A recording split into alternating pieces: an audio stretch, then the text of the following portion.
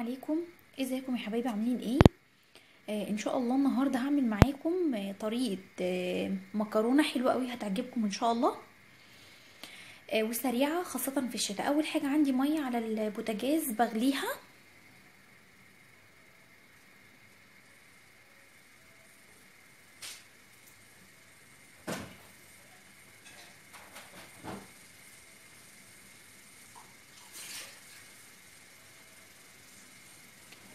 وبعدين هنزل عليها بمعلقتين صلصه او 3 معالق على حسب ما احنا بنحب الطماطم. طبعا انا ولله الحمد ما بجيبش اي صلصه من بره، كله بيتي. بسم الله الرحمن الرحيم كده.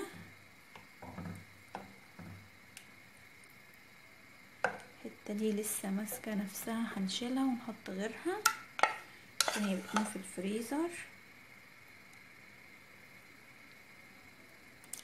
هما 3 معالق صلصه حلوه قوي.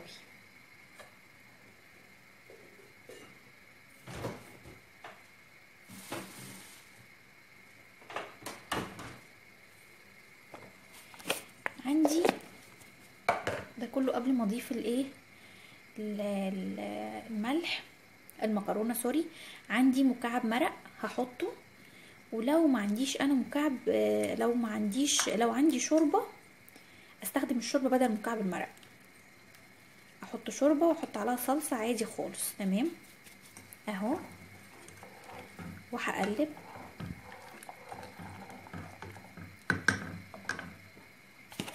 عندي ملح،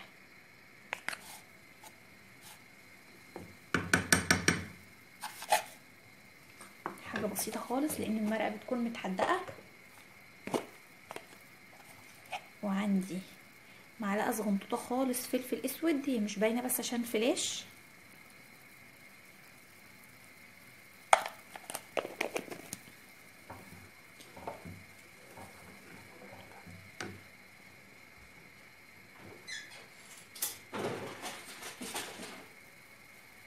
وهحط سرسوب زيت حوالي معلقه كبيره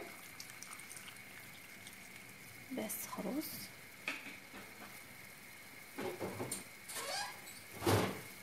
اللي بيحب الثوم البودر والبصل البودر يحط. تمام، هي دي الخلطه اللي انا هحطها بس كده. هجيب بقى اي نوع مكرونه. خلي بالكم الطريقه دي بتحتاج ان المكرونه لازم تتاكل سخنه، ما بتستمرش يعني. هجيب اي نوع مكرونه، انا هجيب مكرونه سباكيتي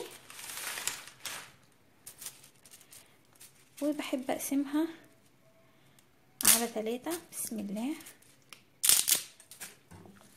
وهقلب كده. تمام، لو هزود تاني عشان ما تلزقش في بعضها. وهعملها معاملة الرز. ازاي بقى؟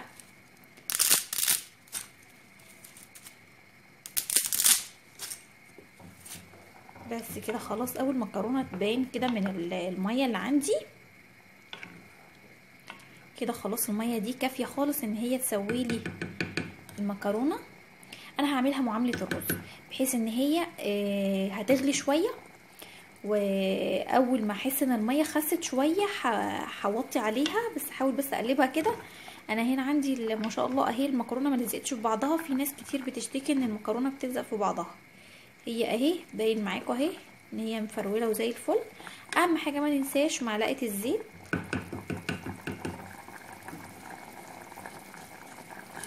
هسيبها تغلي. الطريقه دي سريعه جدا، ما بتحتاجش مجهود مننا ولا وقت.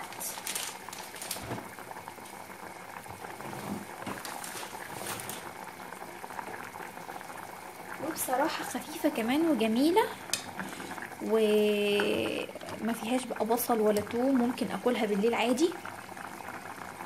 انا هدوق بس هي كده. هي محتاجه شويه ملح كمان.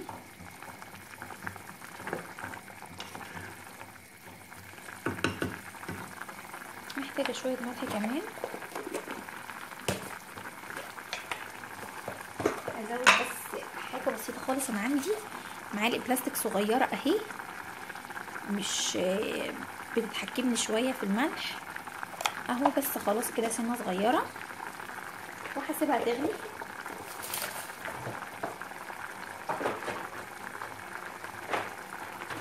اللي حابب يقطع فلفل حار عليها يقطع، اللي حابب يقطع قطع طماطم يقطع، اللي حابب يضيف بصل وتوم يضيف.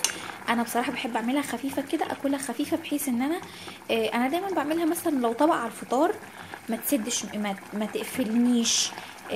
طبق على العشاء، لو مثلا سهرانه بالليل الساعه 2 بالليل وما كنتش اتعشيت، بتبقى سريعه وجميله باكلها. وفي نفس الوقت مش بتأذيني، يعني ما بتعمليش انتفاخات ولا اي حاجات في المعده خالص. بس كده خلاص هغطي عليها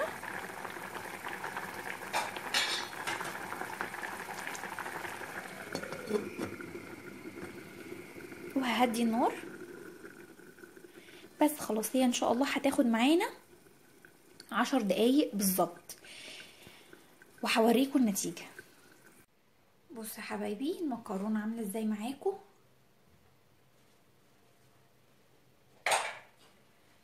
طبعا شكلها شهي جدا ومستوية جدا ما شاء الله، حلوة قوي. بصوا يعني حاجة انا دقتها بصراحة، يعني الملح مظبوط قوي. بسم الله.